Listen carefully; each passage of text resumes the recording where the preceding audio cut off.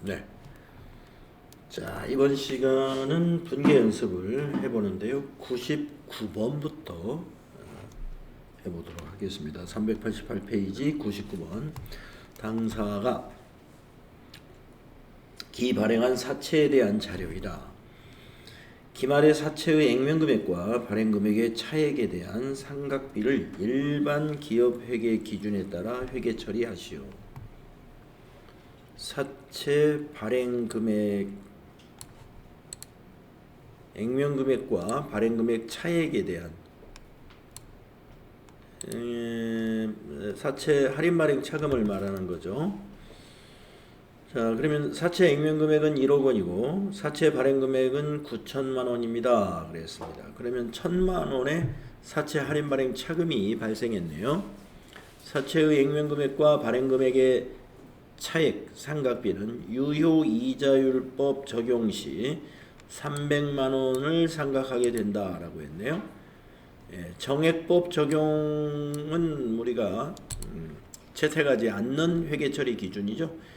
일반 기업회계 기준에서는 유효이자율법으로 적용합니다. 그래서 사실은 이제 이 데이터만 가지고는 원래 분계가 불가능하죠. 왜 그러냐면은 이 사채 할인 발행 차금 상각은 이렇게 300만 원이다라고 알려줘서 요 이자 비용만 알려주면 되는 게 아니고 현금으로 지급되는 이자도 알아야 되거든요. 그래서 그 차액만큼 상각이 일어나는 건데 상각비가 300만 원이다.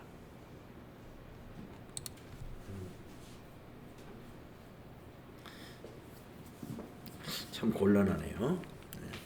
우리가 사채 할인 발행 차금을 상각할 때는 여러분들 우리 어떻게 배우셨냐면은 차변의 이자 비용, 대변에 이제 현금으로 지급되는 이자, 그리고 그 차이를 사채 할인 발행 차금으로 이렇게 상각하는 겁니다. 근데 지금 주어진 데이터는 우리가 사채 할인 발행 차금이 1,000만 원이라는 건 알겠는데 이거를 이제 상각한다는 거거든요. 유효이자율법을 적용했을 때 300만 원을 상각한다. 그러면 여기가 이제 300만 원이 아니에요. 여기가 300만 원. 300만 원을 상각한다. 그러면 이자 비용과 현금으로 지급되는 이자의 차액이 300만 원이다. 이렇게 우리가 이해를 해야 될 텐데 데이터가 없어요. 자, 그래서 99번 문제는요, 여러분 성립할 수 없는 문제다. 네, 그냥 패스하도록 하겠습니다. 자, 100번으로 넘어가 보겠습니다. 지금 우리가 하고 있는 분계는 다 결산 분계잖아요. 그러니까 아까 99번 문제에서도 사채의 이자 지급을 결산일에 하는 것으로 전제하고 사채 할인 발행 차금을 상각하는 이런 분계 형식을 우리가 배웠단 말이죠. 앞에서. 자, 99번은 그냥 패스해야 될 것 같고요. 100번으로 가보겠습니다. 보험료 납부 시 전액 비용으로 처리한 화재보험료에 대한 내용을 결산에 반영하여라. 뭐를 상각하기로 한다. 자, 보험료를 전부 비용 처리했다는 것은 보험료로 처리했다는 것인데 월할 계산하라고 한 거 보니까 미경과 보험료가 있다는 얘기죠. 그래서 보니까 7월 1일 날 보험기간이 내년 6월 30일까지 1년이고요. 보험기간이 보험료는 400만 원인데 본사의 화재보험료였습니다. 그러면 이제 800번대 보험료를 취소시키면 되겠습니다. 자, 그러면 미경과 보험이 몇 달이냐 하면은 모두 6개월이 되죠. 아니다. 보험 기간이 24년이 아니고 25년이에요. 2년치네요. 2년치. 예. 그러면 1년 6개월이네요. 1년 6개월. 계산을 좀 해봐야 되겠네. 계산기로 400만원 곱하기 1년 6개월이면은 18개월이죠. 18 나누기 2년이면 24개월이죠. 그래서 24분의 18로 계산을 해야 됩니다. 그래서 400만원 곱하기 18 나누기 24 하면은 300만원 나오네요. 300만원. 이 300만원이 미경과 보험료라고 하는 것이죠. 네. 그래서 우리가 이제 분계는 어떻게 해야 되느냐? 차변에 이것을 선급 비용이라는 자산으로 잡죠. 선급 비용으로 300만원 자산 잡아주시고, 대변은 보험료 300만원 비용에서 취소시키는데, 이 보험료는 본사 건물 화재 보험료니까 여러분이 전표를 만약에 입력한다면은 800번대 코드로 입력을 해줘야 된다. 이게 결산 수정 분기니까 모두 12월 31일자로 입력하는 것이죠. 12월 31일자.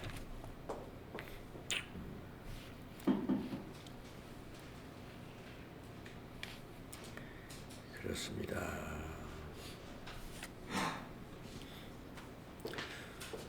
네, 다음에 388조 101번으로 넘어가겠습니다. 101번의 결산 분계.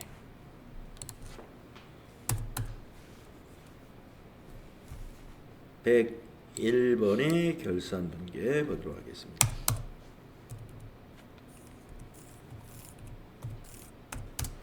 (6월 1일에) 1년분 사무실 임차료 3,600만원을 선불로 납부하고, 6월 1일에 그러니까 1년분을 납부했다는 거죠. 선불로.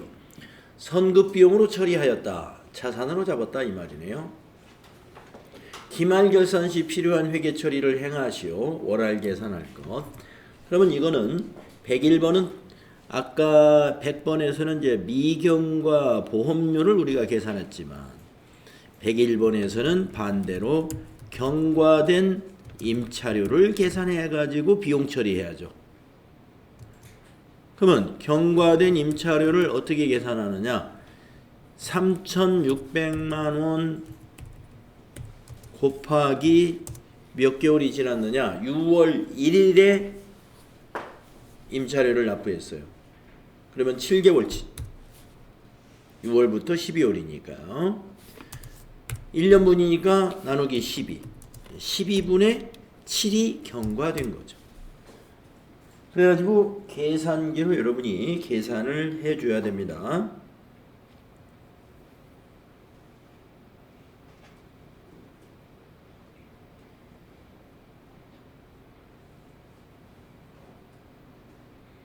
(2,100만원) 나오네. 2,100만원. 그죠? 여러분도 같이 한번 계산해 보세요. 2,100만원. 그러면 이제 경과된 것을 비용 처리해야 돼요. 이거는 반대로 100번하고 지금 반대의 경우예요. 비용 처리가 여기서는 이제 임차료니까 차변의 임차료가 2,100만원 비용 발생이고요. 대변에는 자산 처리를 했던 것을 감소시키는 거니까 선급 비용으로 자산 처리했다고 아까 설명이 나왔었죠. 선급 비용에서 감소시켜 준 거예요. 그래서 이거는 아까 100번은 차변이 비용 자산 증가, 대변이 비용 취소였는데 101번에서는 반대로 차변의 비용 발생, 대변은 자산 감소. 이렇게 정리를 해야 되죠. 결산 수령 분계 계속해서 해보겠습니다. 102번.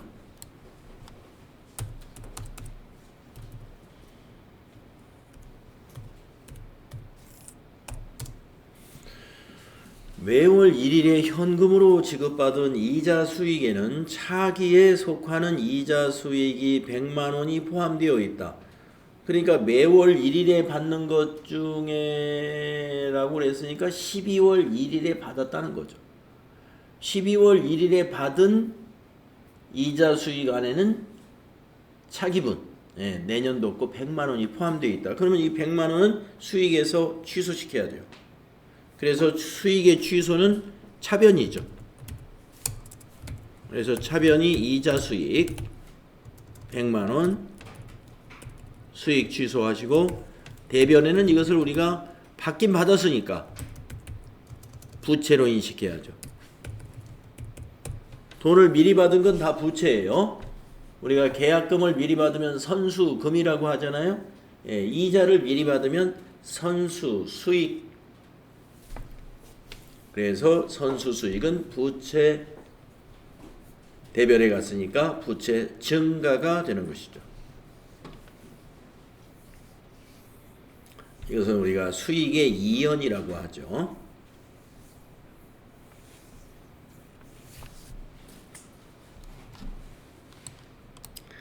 다음에 103번은 어떤 문제냐 보겠습니다.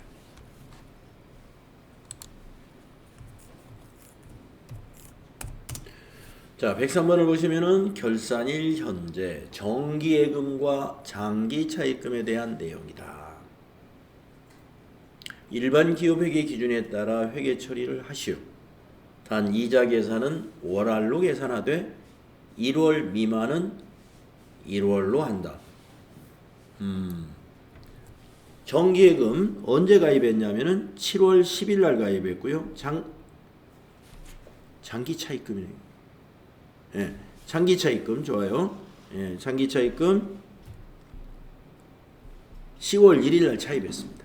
그러면 정기예금에는 7월부터 12월까지 이자가 붙었을 것이고, 그렇죠? 그래서 이자 경과분, 이자 수익을 발생시켜라 하는 문제고, 밑에 건 또 내용이 달라요. 장기차입금은 10월 1일 날 돈을 차입했다. 그래가지고 이거는 11, 12, 3개월치 이자 비용을 발생시켜라. 전표를 두 건으로 작성을 해야 됩니다. 저 이자 수익도 발생시키고 하나는 이자 비용을 발생시켜야 됩니다. 그러면 하나씩 한번 해보겠습니다. 자, 정기예금 경과이자라고 하죠. 경과된 이자. 경과된 이자가 얼마인지 한번 계산해 봅시다. 원금이 1,000만 원. 이자율은 6%.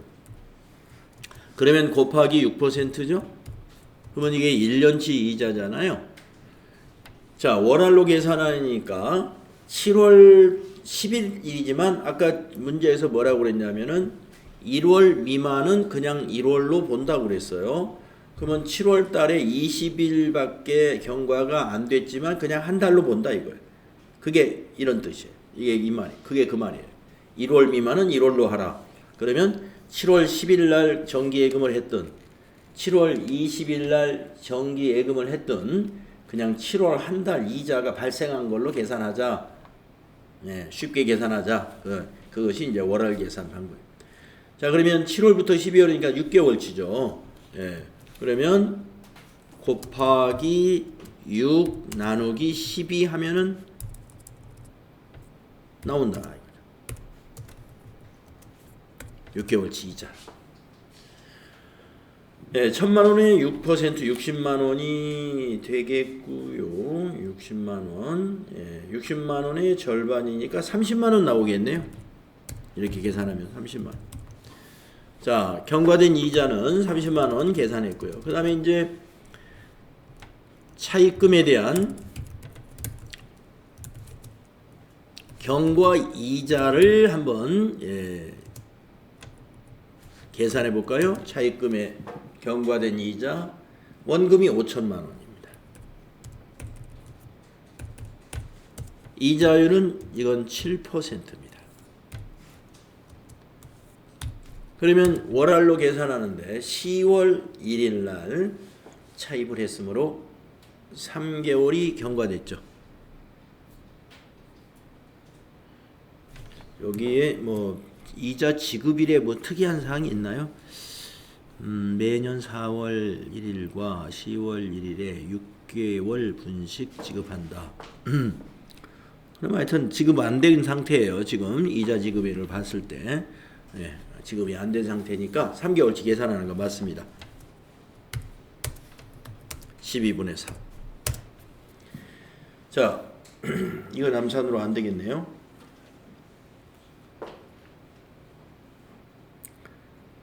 5천만 원 곱하기 7% 곱하기 3 나누기 12 87만 5천 원 나오나요? 같이 해봐요. 나와요? 예. 자, 이렇게 계산기를 가지고 경과된 이자를 계산을 해야 됩니다. 그래서 이건 분계를 두 건으로 해야 돼요. 자, 첫 번째 거 차변의 예금에 대한 이자 아직 못 받았으니까 미수 수익이라고 하죠. 자산으로 잡죠. 30만 원. 대변은 이자 수익 30만 원. 이렇게 분계 하나 해야 되고,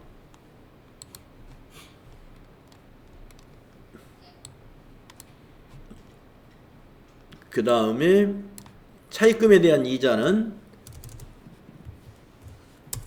또 하나 이제 입력해야죠. 차변의 이자 비용 87만 5천 원. 대변은 아직 지급하지 않은 비용이죠. 미지급 비용 87만 5천 원. 미지급 비용으로 인식하는 겁니다. 이렇게 12월 31일 일반 전표에다가 두 개의 전표로 입력을 해줘야 되겠어요.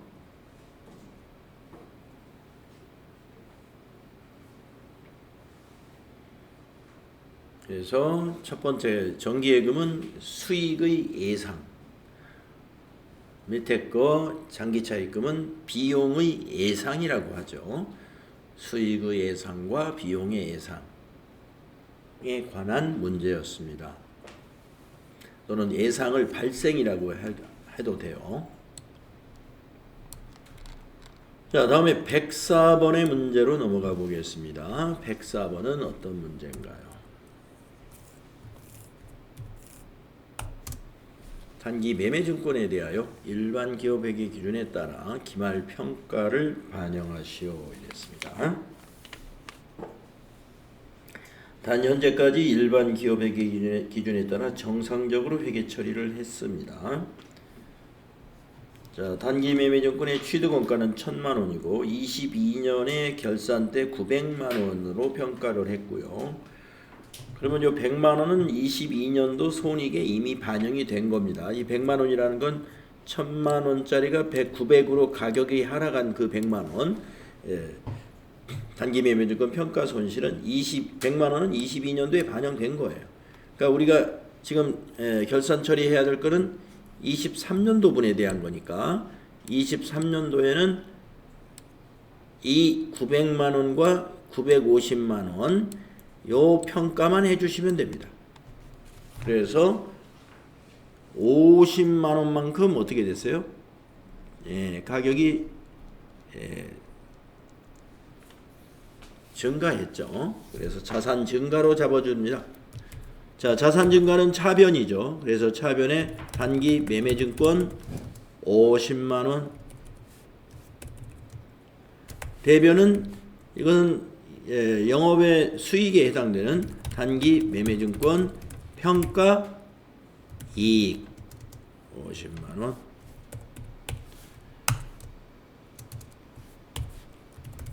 자산 증가 차변 수익 발생 대변인 것이죠. 지난번에 그 결산 처리 시험 보는 날 요 그 단기 매매증권 평가에 관한 문제가 있었잖아요. 예, 그때 차변 대변을 바꿔서 쓰신 분들도 있었습니다. 가격이 올랐으면은요 자산이 증가한 거잖아요. 단기 매매증권이 차변으로 와야 돼요. 수익의 발생은 대변에 기입하는 거니까 단기 매매증권 평가 이익은 대변에 가야 되죠. 자, 다음은 105번으로 넘어가 보면요.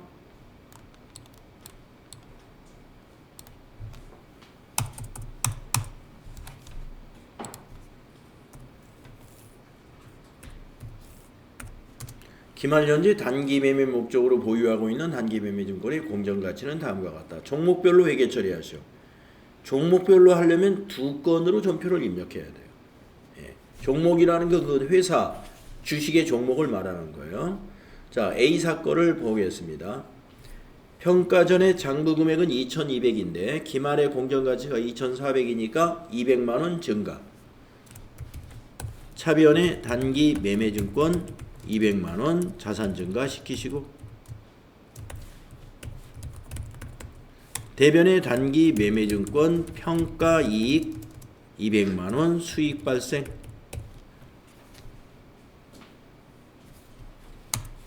그 다음에 두 번째 종목 B사 평가전 장부 금액은 5,500만 원 기말 공정 가치는 5,350만 원 손실이 발생했죠. 차변의 단기 매매증권 평가 손실 150만 원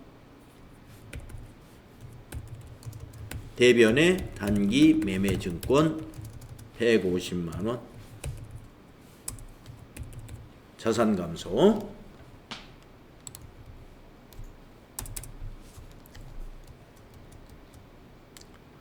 이렇게 종목별로 하시오 했을 때는 이렇게 해야 돼. 종목별로 하시오 할 때는 이렇게. 근데 만약에 시험 문제에서 결산 수령 공개를 하는데 하나의 전표로 회계 처리하시오. 하나의 전표로 하라고 할 때는 어떻게 해야 되느냐? 그러면 간단하죠. 하나의 전표로 하라 그러면 두 개를 합산하는 거예요.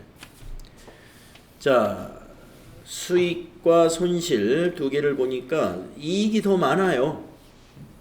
그러면 손실은 없는 걸로 보는 거예요. 예, 그러니까 이익을 손실에서 빼가지고 50만 원만. 그러면 차변의 단기 매매증권 증가를 50만 원만 잡는 거예요. 그리고 대변의 단기 매매증권 평가 이익을 50만 원만 보면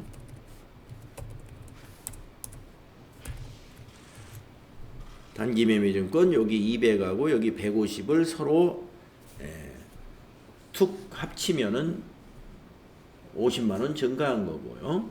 그래서 이렇게 하나의 전표로 처리할 것 했을 때는 이렇게 하셔야 되고 종목별로 회계 처리하시오 했을 때는 하나씩 전표를 두 개로 이렇게 작성하면 됩니다. 다음에 106번으로 가보겠습니다.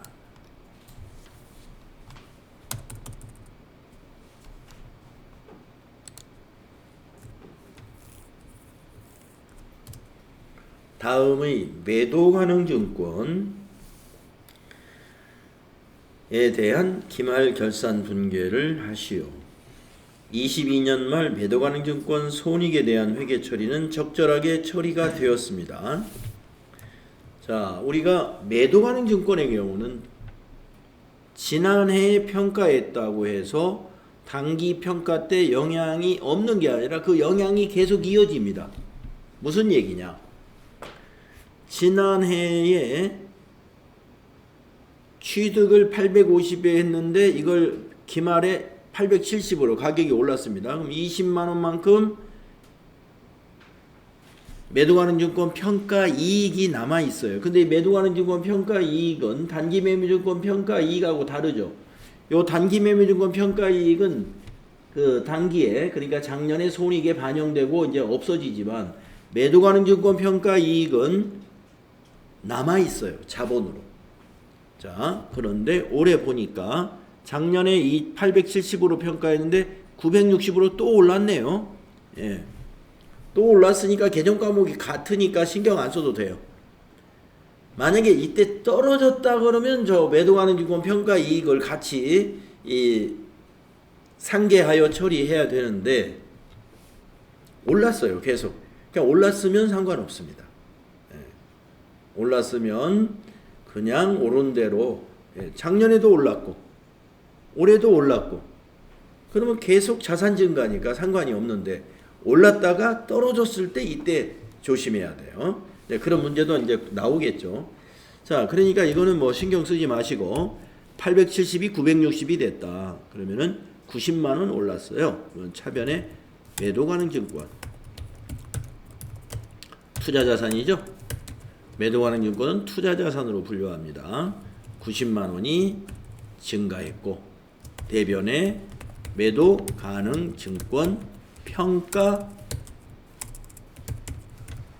이익 90만 원. 이게 수익 발생이 아니고 자본 증가라고 여러분 꼭 아셔야 돼요. 매도 가능증권 평가 이익은 수익이 아닙니다. 자본입니다. 자본. 기타 포괄 손익 누계액에 해당되는 자본 계정 과목이에요. 단기 매매증권 평가 이익은 뭐예요? 수익이에요. 그거는.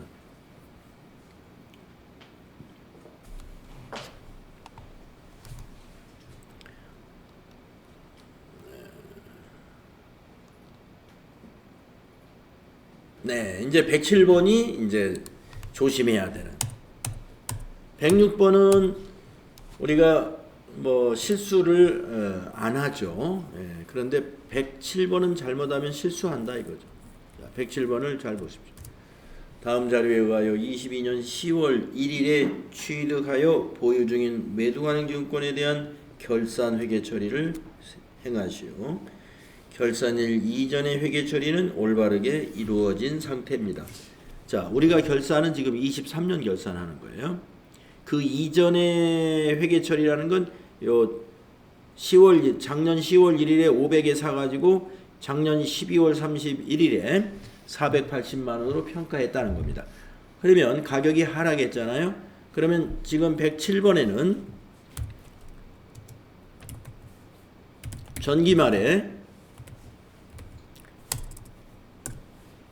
매도 가능 증권 평가 손실이 20만 원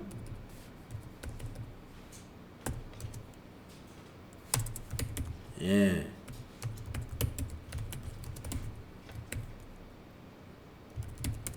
이월된 상태다라는 걸 우리가 알고 있어야 돼요. 전기말에 매도 가능 증권 평가 손실이 20만 원 단기로 2월되어 있는 상태다. 500만 원을 이 480으로 평가했기 때문에.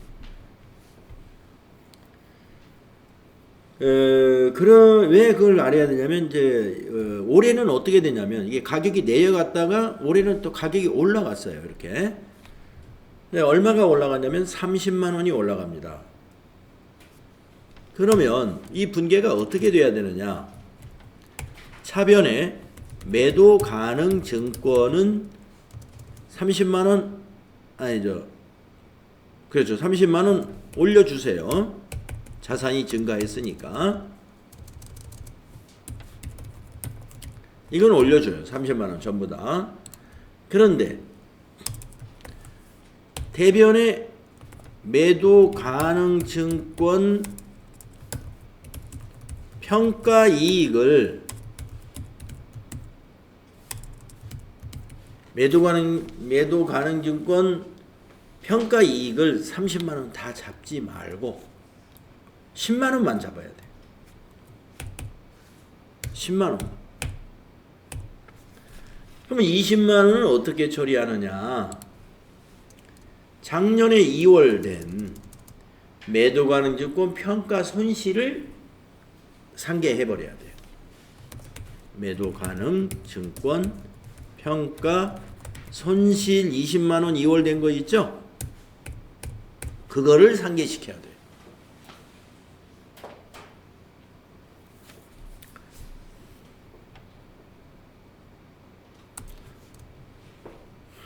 대변의 요 두 개는 다 자본입니다. 그래서 대변이 갔으니까 자본은 대변에서는 증가하는 거죠. 그래서 자본 증가 항목이에요.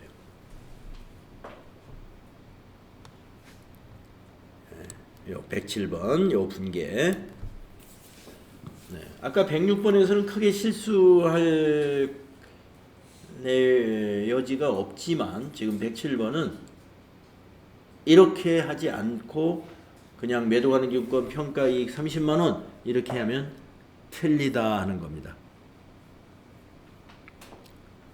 전년도에 2월 된 매도 가능 증권 평가 손실 20만 원 상계하고 남은 것만 평가 이익으로 보는 거예요. 두 개 다 자본이에요.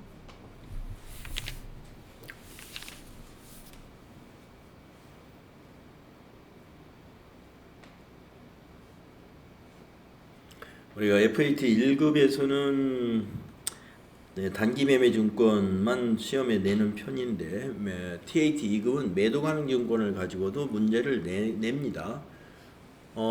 지금 최근에는 안 나오는 편 같아요. 지금 우리 어제 그제도 지금 문제를 풀어보니까 매도 가능 증권 문제가 기출 문제에는 안 보였어요. 근데 과거에는 많이 나왔었어요. 그래서 지금 TAT 2급, FAT 1급도 마찬가지고 난이도가 조금 어려워지는 추세입니다. 다시. 언제 쉬워졌느냐? 비대면 시험으로 바뀌면서 시험 환경이 바뀌니까 출제위원들이 난이도를 조금 낮췄어요. 약간 쉽게.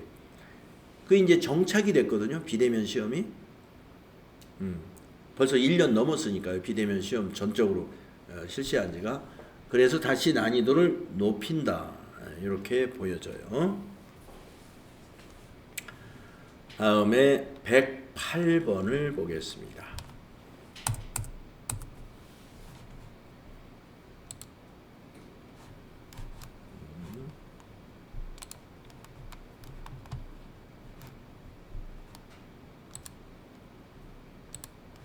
(108번) 어떤 문제인가요? 전기의 평가 이익을 계상했던 매도 가능 증권은 결산일에 공정가치가 3,600만 원이 되었다. 네, 작년에 평가 이익 매도 가능 증권 평가 이익이 있었다는 거예요. 그런데 결산일에 공정가치는 3,600이. 자, 장부상 매도 가능 증권은 4천만 원이에요. 그러면 이번에는 3,600으로 가격이 떨어졌으니까 매도 가능 증권 평가 손실이 400만 원 되겠는데 작년에 계상했던 매도 가능 증권 평가 이익이 300만 원이 여기 있네요. 그러니까 400이 아니고 매도 가능 증권 평가 손실은 100만 원만 인식해야 됩니다. 자, 그래서 가격이 하락했으므로 차변에 매도 가능 증권 평가 손실이 나오는데 이것은 400이라고 하지 말고 300을 뺀 100만 원만 인식하고 300은 전기에서 2월 된 매도 가능 증권 평가 이익을 상계시켜라. 이렇게 가야 돼. 그리고 이제 가격이 하락했으니까 대변의 자산 감소, 매도 가능 증권이 400만 원이 되는 거예요.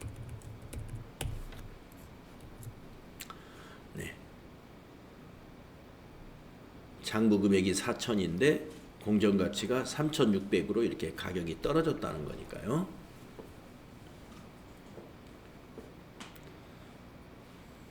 그래서 차변의 요소는 자본 감소입니다. 두 개 다. 차변의 매도가능증권 평가 손실, 차변의 매도가능증권 평가 이익 두 개 다 자본이죠. 차변에 왔으니까 감소. 자본 감소. 대변은 자산 감소.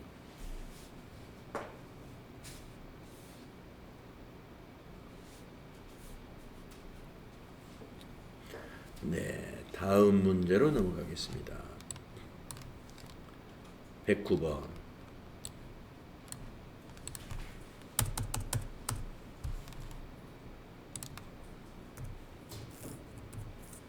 자, 109번을 보면요. 회사가 보유한 화폐성 외화 자산은 다음과 같다. 외화 관련 손익을 인식하도록 한다. 자, 외화 자산을 평가하라 이 말이거든요. 관련 손익은 외화 환산 이익이라든가 외화 환산 손실을 인식해라 이 말이에요. 근데 좀 이상합니다. 위에서는 외화 자산이라고 하는데 밑에는 장기 차익금이라고. 그러면 외화 부채라는 얘기죠. 예. 밑에 게 맞다면 계정 과목이 장기 차익금이 맞다면 이건 외화 자산이 아니고 외화 부채가 다음과 같다 이렇게 말을 했어야 되겠네요. 네, 약간 오류가 외화 부채로 고쳐 놓으시고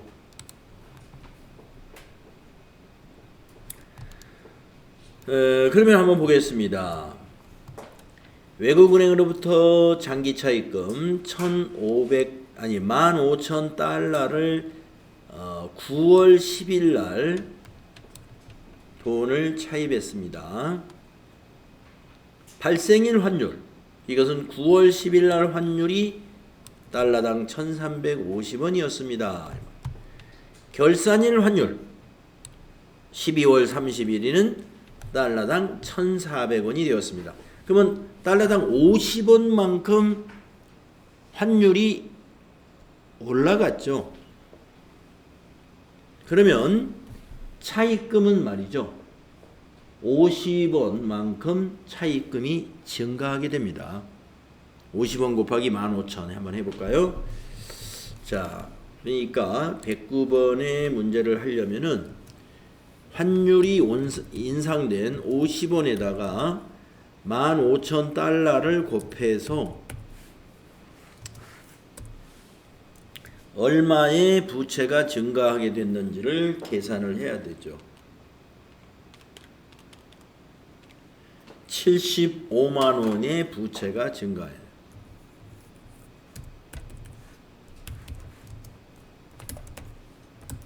75만 원이 부채가 증가했어요. 그래서 차변에 부채가 증가하면서 손실이 발생한 거니까 외화 환산 손실 비용 발생 75만 원이 되고요. 대변은 장기 차입금 외국은행 75만 원 부채 증가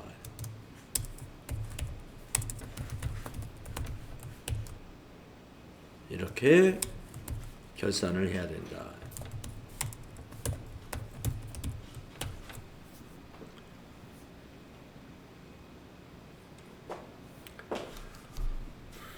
다음에 110번으로 넘어가 보겠습니다.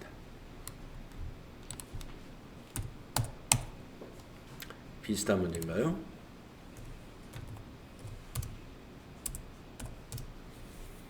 (2023년) 결산일 현재 외화 장기 차입금은 전액 실버사에서 22년 10월 1일에 3년 후에 일시 상환한 조건으로 차입한 외화 장기 차입금 $10,000 US 달러 $10,000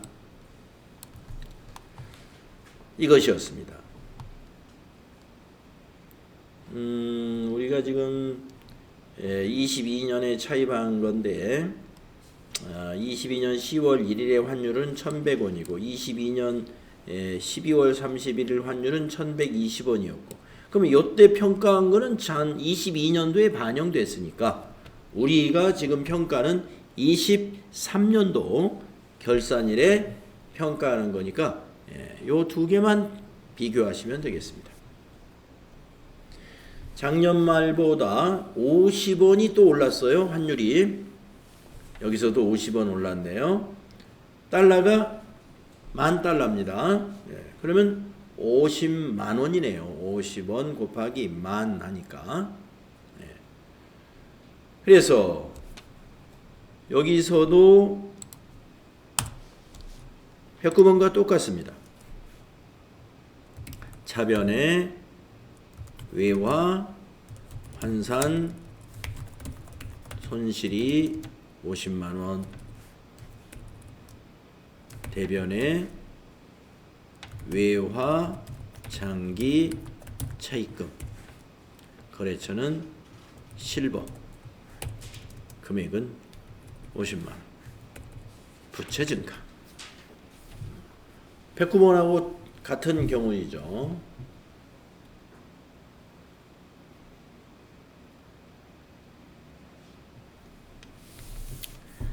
다음에 111번까지 하고 우리 쉬겠습니다. 자, 111번도 비슷한 문제인 것 같아요.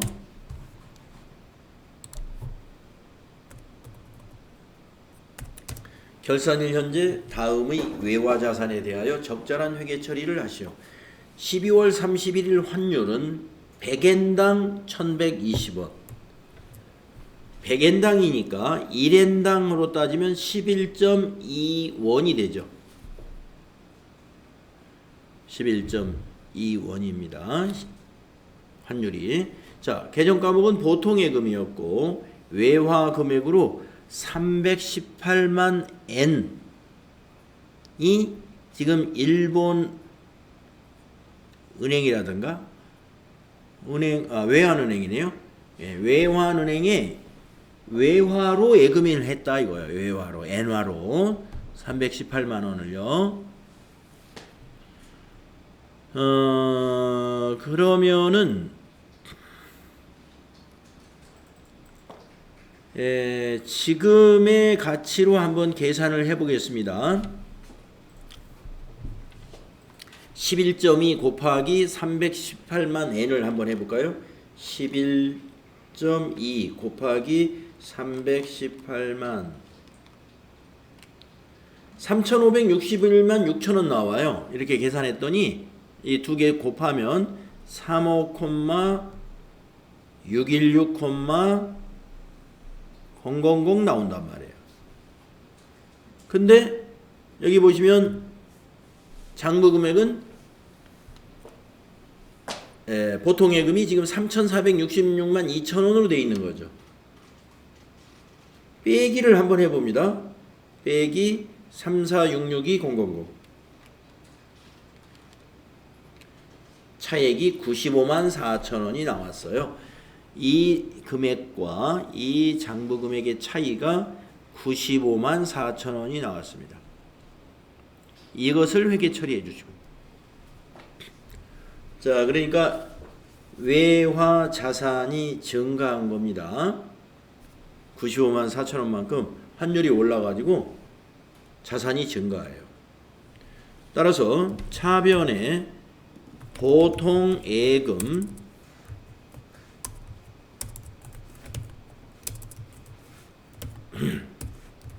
외환은행 95만 4천원 자산이 증가했고요. 대변에 이것도 환율 때문에 그런 거니까 환율 평가니까 외화 환산 이익 95만 4천원이다.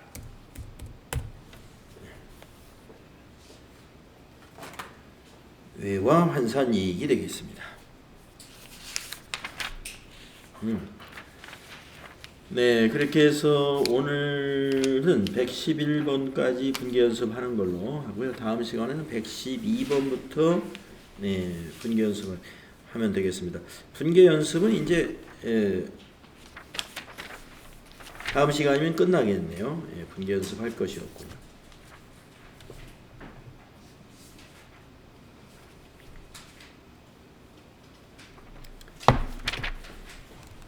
네, 혹시 추가적으로 질문 있으신 분은 질문하시면 되겠습니다.